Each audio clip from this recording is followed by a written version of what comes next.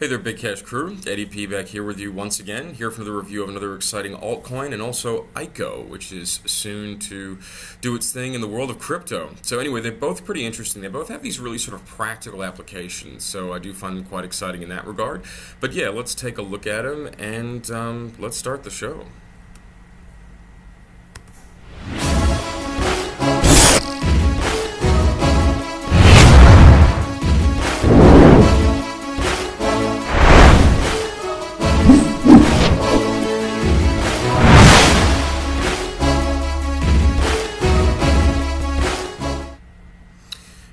Cool.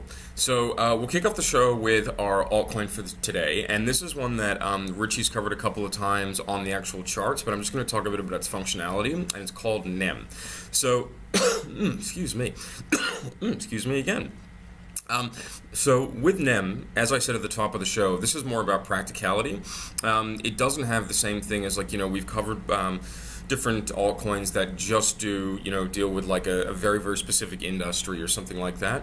The idea with this one is supposed to be sort of malleable across industries and sort of give, if you like, the backbone or the performance or the ability for different businesses to take on blockchain technology into their sphere of influence. So with NEM, companies can go so far as actually creating their own blockchain and their own token, which is pretty crazy. But that is pretty exciting as well for, especially small companies, if they want to get into this world quickly. This is a very, I wouldn't say the easiest way, but it is a very pragmatic and practical way that folks can get onto a blockchain and use existing infrastructure.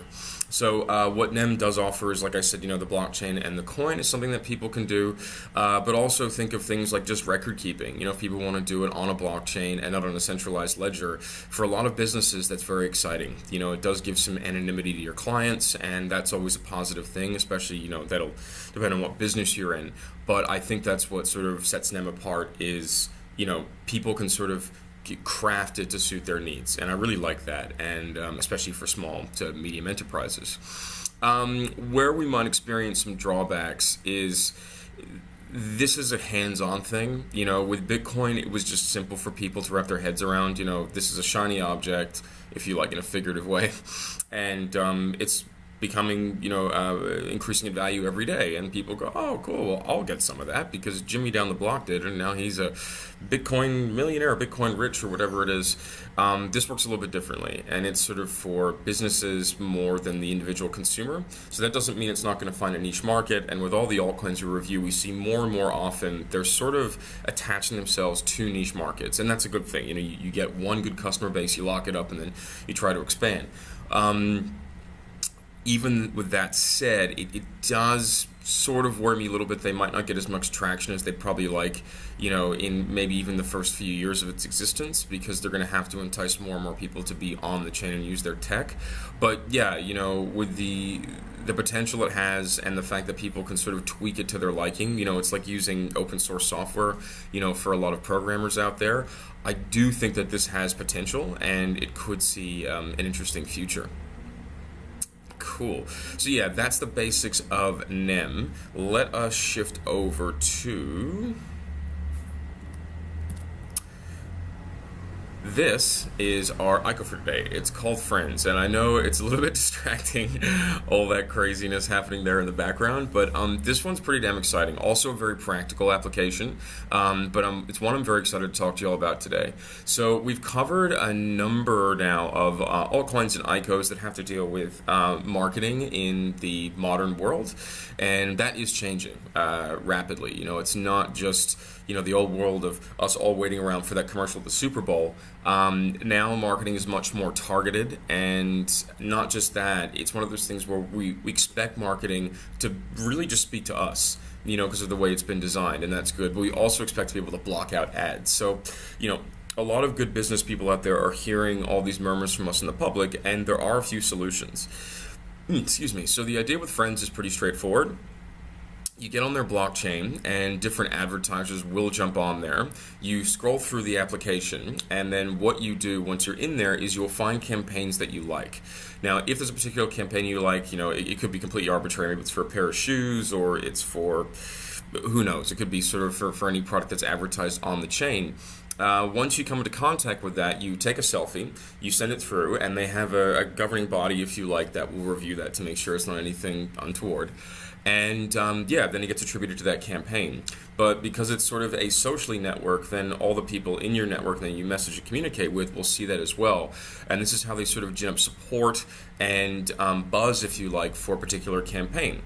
Now, I think this is really great because the individual has to go out there and sort of pick things they're interested in, so we'll be targeted.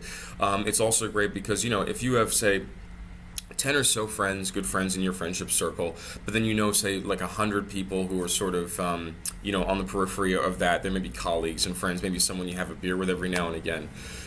Those people probably have similar interests. So if they're on, the network as well, this is how we feed out, and the social network sort of delivers the right product to the right people, and that really excites me.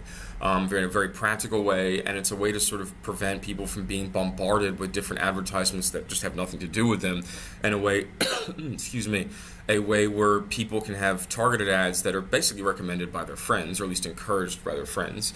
And I think that's really good. I think that it'll save us all a lot of time.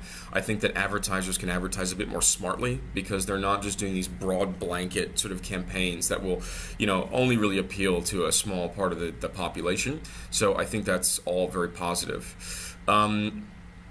With the drawbacks, like with any new business, especially if this is a very new way to advertise, because I think that, I'm 32 years old, and even folks that are like 10 or 12 years younger than me still understand this world of television, advertisement, we view, we think about it, we buy or not buy.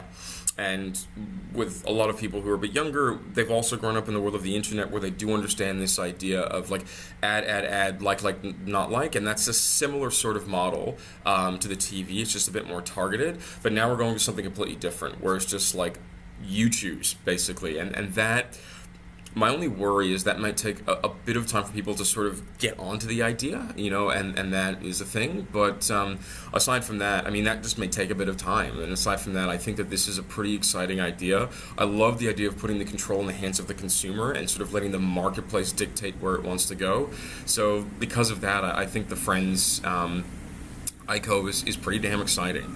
We'll see how it does. There are some other interesting marketing altcoins and ICOs out there at the moment, but this one has a very, very targeted approach and a really good way of working, so I think it's pretty cool, and I'll certainly be keeping a good eye on it. Cool. So thanks for tuning in today, guys and gals. If you have any questions, please hit us in the comments below.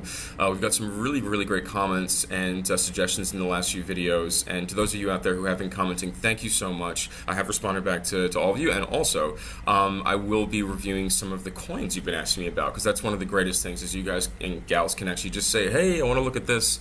And then Richie and or I can have a look. Until next time, Richie will be back for the next episode to have a look at them charts again and teach you all things about the world of crypto, and then I'll be back for another altcoin and ICO review in 48 hours time. Until then, stay safe, stay well, and y'all have a lovely day there across the globe. See ya. Bye-bye.